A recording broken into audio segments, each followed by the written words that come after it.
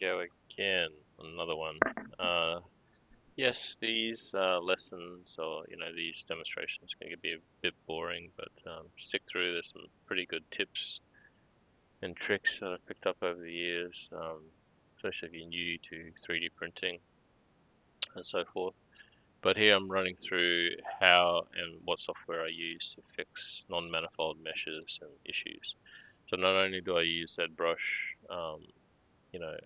fix holes, close holes, but when I bring it into uh, Lychee Slicer, let me just take that back. I bring it into Lychee Slicer and select it. You can see the repair. This model needs to be repaired, so I do its internal repair, and you'll find that it doesn't work that well. It will close some of the non-manifold holes and issues with the mesh for 3D printing, but you can see there's still a heap of that need to be done. So what I do is use another software program, and I don't even know if you can get this software anymore. It's called Mesh Mixer, and I got this a long time ago when I got into 3D printing. It must have been like 8 years or 9 years ago, and so Autodesk took it over. So I don't know if Autodesk probably got a subscription base, if it even exists, or if they're using it for something. But I've still got the original um,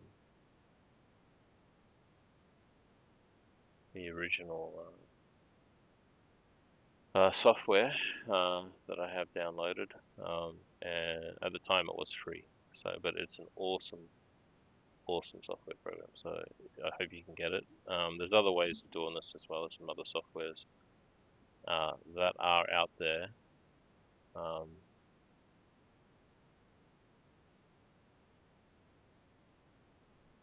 I'm just going over my comic there. Anyway, let's jump back into this. So this is the Autodesk Mesh Mixer. There it is there. Opened it up, and you can see it's a very simple program, but it was designed for repairing meshes specifically for 3D printing. I'm just glad I have this because it really makes life easy fixing non-manifold problems. So if you can get your hand on this, that would be great, especially without having to pay a stupid subscription. I won't go into that, but I'm not a big fan of subscription-based. These companies don't care about the little people anymore. They just care about the massive corporations that the big boys paying them, but for the hobbyists and the generalists and just the people who like to work on this, they just don't care about us whatsoever. Expect everyone to pay $4,000 subscription a year for software you might not use that often. Anyway, there's my rant. So I'm sure some of you feel the same. If you can leave a comment if you feel the same as me, that would be great. So here we go. You got the inspector, and the inspector will pinpoint all the issues with the mesh. This is awesome. There's no other software that I found that just does this and then recomputes the defects and fixes the holes and manifold issues. And boom, the mesh is now fixed and manifold problems all gone. Non-manifold problems all gone, sorry. And then, so all I do is export it out of Mesh Mixer and re-import it. Yeah, just replace the original OBJ, re-import it back into Lychee Slicer, and I have a completely fixed and clean mesh to work with. So this is my Gatling gun soldier, one of the toy figurines I've created for my toy set. If you want to see that, that's at www.creativetoys.org. You can take a look at my work there. You can support me there as well, as if you get any helpful tips from this, please hit the like and subscribe button because I plan to break down a lot of my processes on how I get successful 3D prints, especially with these small complex models. And I think it's great that we have a community. I've learned a lot from the YouTube community online on how to repair and fix issues with 3D printing. So I wanted to show a different method as from the one I did a couple of nights ago with the sniper, the female sniper. The biggest difference in this is that I will be using the auto supports practically off the bat. Where the female sniper, I pretty much delved into it myself and started adding supports where I know they needed to be. Fast forward this.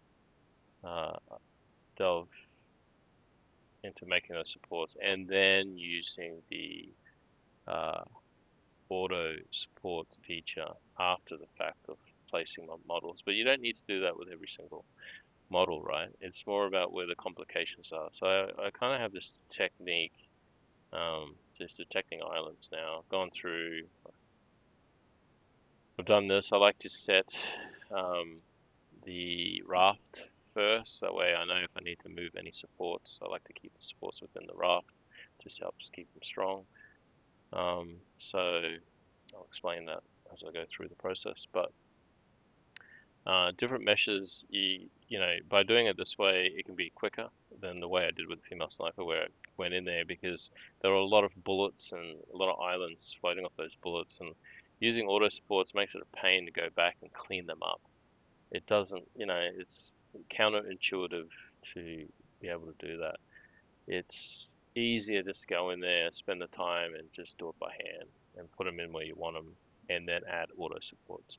Where a model like this, even though there are some complications in this, it's not enough that it stops me from using the auto supports, deleting where I don't need them, and then reattaching. So because I'm recording from a video that I made, I can just fast forward this and then show you what I mean. So I always like to start off with the base. So here I don't use auto supports. It's pretty cut and dry as with the female sniper. If you did watch that, advise maybe go watch that. Yeah, I got a weird supports thing in the air over here. I don't know what that's about. Maybe there's a hidden island there, but it's not necessary. Even if it fails, it's going to be a dot. So once again, I go through and support the base. I've done the island at the bottom there, but the rest of these, once again, it's just about supporting the weight and the suction as it pulls out of the bat. We need to counteract that by putting these supports there. It's uninevitable. You have to do this, or else your print will fail, without a doubt. So we can fast forward through this a little bit, because here's what it is. Here I am, once again, just like a female. I'm adding braces, and I like to do that separately before adding more supports in there. It just keeps it clean and easier to maintain or where I want those braces. I don't want braces everywhere. I don't mind putting it in the back here. They're pretty easy to rip off. If you did see the female sniper and success, it was 100% success print. You can see how easy it was to rip these off. So I'll show that probably again with the two. I've got two because I have a Gatling gun soldier as well, and that has pretty complex things. And I want to show you a combination of different, and it's just good to have it. So I am now just going to go through and break down just some areas that I know that I can just take care of myself quickly. I go through and there's a pretty big island there, so I just add some extra supports. And I call this self-support, so it's just supporting off its own mesh. It's not having to form a support structure from the ground up. It's just relaying it back, and as I described in the previous video as well, is that these supports are minute, and that just a little toothbrush will break them and clean it off pretty easily, especially when you have them sitting at 0.18 millimeter diameter tip on them. It just Doesn't take any effort to clean them off. Just brush away like nothing. Doesn't leave any damage. Yeah, some pretty messed up islands in there. But now I am moving forward to using auto supports. So I'm just having a look to make sure there isn't any really complicated areas that's going to create. I can see maybe more base support there, just on that edge. But I'm looking at it. I can use auto supports here. I don't need to sit there individually go through and create supports everywhere, even though there's some complicated areas. So I'm going to go through the islands, 254 islands. I hit add auto supports. Boom, done. And now I look at the complexity of the mesh, and I can see there's a build-up of mesh there, unnecessary. AI has done that, and trying to clean that off and rip that off is going to cause a lot of damage to the sculpture itself. But on top of that, it's just completely unnecessary. You can branch off and don't need to. But the female sniper, I came in and added that by hand. This time I'm relying on the auto supports. And what I'm going to do is come through and just delete where I don't need those supports. So evaluate it and go, nah, nothing's needed there. It's not needed. There's not even any islands really there. The AI's doesn't even know what it's talking about. It's missed a couple of islands by itself anyway, but I can just branch off and support down. Going through there. See, this is a quicker method because it's done the bulk of the work for you at the early stages. You just need to come in here and decide what's needed, what's not, and where you need to add to it, and what you don't need to add and take away, and add to it, as I said before. And you can see there's a mess in here. Like, this is just completely unnecessary. And you can watch me clean it up. I will fast forward through it because, like I was saying, these kind of things are just boring. The job itself is boring. UV mapping, topoing your mesh. These are all boring jobs, and there's no way around it. If you want to learn it, you got to go through the boring aspects of it. So once again, if you do get any, tips from this, please hit the like and subscribe button. I've got a lot more tips and tricks as well, so that'll be in future videos. Don't want to miss anything. That'd be greatly appreciated. You can see you just don't need this much supporting in here. It's just complete waste, overkill. Doing this is more than fine. These will support off each other as well, and as they grow out. Deleting most of this, and I've left one in the middle here. See, I've spread it out, stretched this as far as I think I can stretch without causing issues. And then, so I've just left this other support right here in the middle, help support weight as well. That pulls out of the bat, and then I just branch from that one support system, creating many, and then I just keep going on from there. As meshes up and revolve around, they need less of that and more just self-supports, like I was calling them before. It's just supporting off its own mesh. They don't need all this mess that the AI has created. So, and that's pretty much all the general gist of it. It's just a matter of now going in. I'm going to delete a lot of these. Like, they're just not necessary. AI is just a messy complex. It's really just doing what it thinks is best. It's not it's not as smart as people like to think AI is, but hell, it's a great tool because it literally is picking up a lot of this work for me. So I'm going to fast forward through this a little bit because it's not necessary to see every single thing.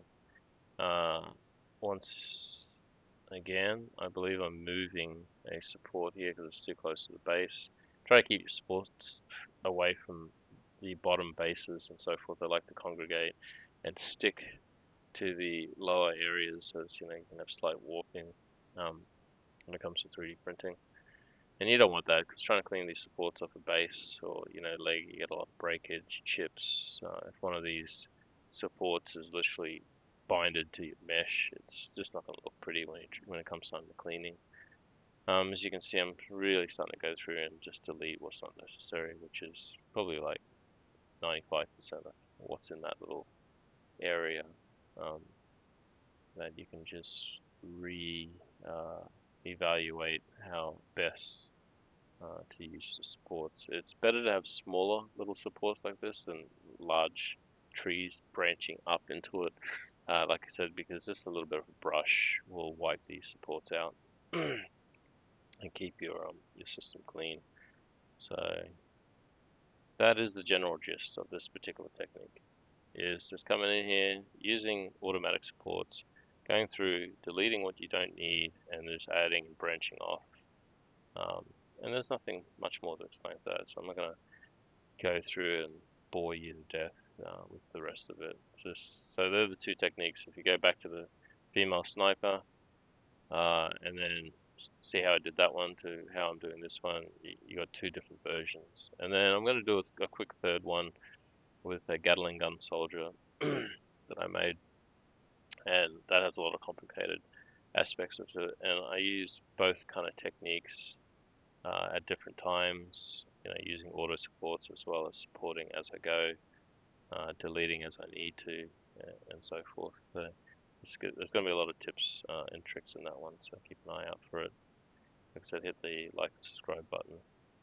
That would really help and encourage me to continue forth, putting these videos out. If you need it, let's fast forward through all of this. Not necessary. Let's see, I'm now starting to move, and then check, where I need bracing and so forth. Go through, on the outskirts. Just give it that little extra, success. That's too many bracing. I'm going to delete that for a fact. So I'm going to go now and do it individually. And this is why at the beginning with the base, I selected them first and then did the bracing. It's just an easier way to control it when you break it down as you go along, rather than having to select which ones you want, and then it just creates this mess of bracing. Also, gonna make it a pain to clean up at the end. You just want to put the bracing where you need it, where they're not congregating close to each other and they might break as they're getting pulled out of the vat. Just give that little extra strength as they grow together. That's what bracing's really about. To support those individual supports, supporting the supports. But I can fast forward through this. Get the idea. And here I am now. I'm not going to put 42 on there. This is just general placement. You can watch the female sniper to see how I do that and how I actually beat the AI. The AI had no clue on how to fit 12 more, 13 all up, but 12 meshes. It was pushing a mesh out, so I just did it myself by hand. I find that it's easier than using auto place. You can put it exactly where you need it. So, I'm gonna get one more on there, and that's gonna be it. Once again, I don't select auto arrange. It doesn't work too well. Hopefully, Licensed fixes that and it can function like a human brain. But yeah, so that's pretty much the end of the video. Trying to make it quick, and I hope it helped in some way. If you're struggling, if you want any advice, if you need to ask any questions, just leave a comment on the bottom and I'll try to help you. But yeah, I appreciate you watching. Once again, hit the like and subscribe button, and I will see you on the third video of this kind of series. Thanks again. See you next one.